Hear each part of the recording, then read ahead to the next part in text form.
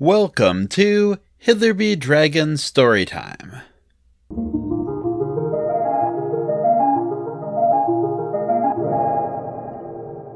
And now, from the Lens Necessity, Tunnel Rat.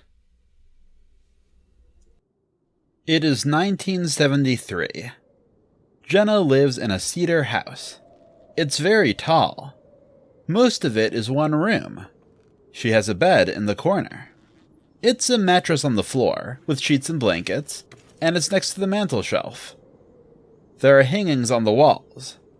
The floor is hardwood. Her brother is named Sebastien. He could be a hero if he dared. She thinks of him as one, anyway.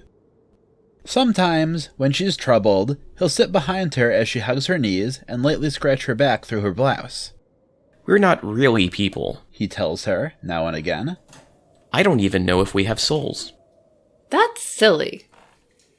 He shrugs. Mama says that everyone has a mortal body and an immortal spirit. But if we turn into our spirits, we just disappear.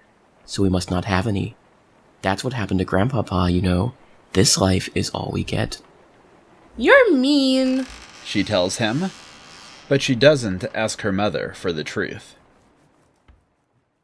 In January 1974, she hears about the monster for the first time. He's looking for us. Tara says. That's her mother. I can hear him hunting. I can feel him, like a wolf in the woods. We have to leave, Says her father, Ben. Their voices are hushed, but Jenna can hear them. So can Sebastien, but he is pretending not to notice. Tara's looking at him, though, and eventually he turns and stares at her with his sharp, dark eyes. We're going to have to make him ready. Tara says to Ben. Him? I don't want him to fight for her, but he probably will. And if he does, we have to give him a chance.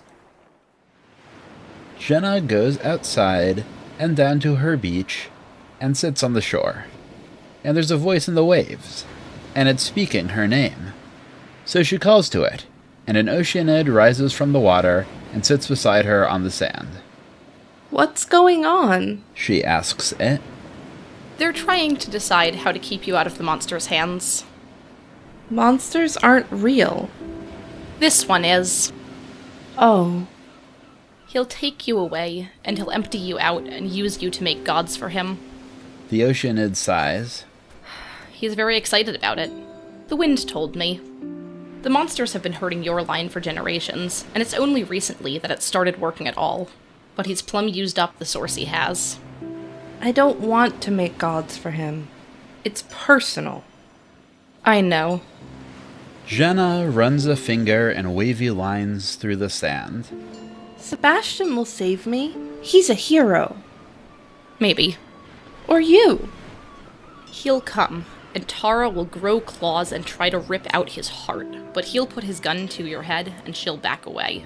And Sebastien, he'll fight for you, and he'll die. Heroes usually do. And the monster will take you away, and unless he drives very close to the shore, there's nothing I can do. I could live with you. Somewhere quiet, somewhere deep under the waves. I could be a fish. I could be a mermaid. I could live all my life with the sound of the ocean and the dark of the deeps. You'd grow very cold if you lived in the sea. Oh. Jenna frowns. I'm sorry. Why does Sebastien have to be the one to fight? He's coming for me. Why can't I fight him? The oceanid lifts a hand, and her fingers twitch, and the rhythm changes of the waves crashing against the shore. It's hard. You're too young to fight him physically. You're small and clumsy, and you don't have your power yet. And you're not a hero. If you did kill him, I mean, if you picked up a gun and shot him, or a razor and razored him, and he died, then it wouldn't be heroic. It'd just be blood and death and pain, and you'd feel guilty about it for the rest of your life. It'd stain you. Jenna looks at her. And making gods to fight him. The oceanid shrugs. I don't know why that doesn't work. But there must be a reason, because if it were that simple, there wouldn't be any monsters. Just hanged corpses and bitter ashes on the tree of the world. Oh. So, if you found an answer, it'd have to be different. What kind of things answer monsters? I don't know. What would an answer look like? The oceanid raises her hand. The sea crashes down, hard. The water runs up and chills Jenna's feet. The seagulls shriek. The air is full of noise. Don't face him. Find someplace dark and distant on the other side of death. Never let him see your face. Run and hide and seal the walls of your home against him. Hide until the wind so changes that you can change the world. Is that a good answer? It won't last. But maybe it'll help. The family moves. The cedar house is left behind. Ben trains Sebastien to fight. The more you become yourself, Ben says. the more you die. The more you disappear, the more you become something unreal. Sebastien fences. He has a sword. Ben has only his hands. Ben is winning, and more than once the calloused edges of his hands knock the sword aside without a cut. If you fight a monster, your goal is to win as a normal person with normal limits. You'll feel the wind blowing in your soul, trying to change you into something better, more powerful, more absolute. You'll look at your enemy and think, this could be so easy. Don't. Live in the world of fumbling and stumbling and failure and folly. Live in the world of screaming in hopeless panic and wounding yourself with your own sword.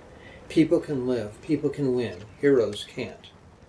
Ben strikes a blow, and the sword twists in Sebastian's hands, and he falls. And as fast as that, Ben's knee is on his back, and Sebastien cannot move. Good. And if he comes, and I fail, I let him take her? Ben hesitates. Well? Ben rises and walks over to the bench and sits. It's your choice. Why? If he takes her, we can get her back. And that's hard and painful, and we might fail, but we can still win. If you transcend, we've lost you, and it might not even help her. I can't make the choice for you. For one thing, you'll be the only one in the fight. You could fight him. When I married Tara, she made me promise I wouldn't fight for her. But then the years passed, and he never came. Now, He hesitates. I guess I'll have a choice to make, too. Jenna is watching. She is listening. Her eyes are dark and still. After a while, Sebastien comes and sits with her, and Ben goes away. You're going to die. It doesn't matter. We're not people. Life and death are strange for us, and we have no souls. He shrugs.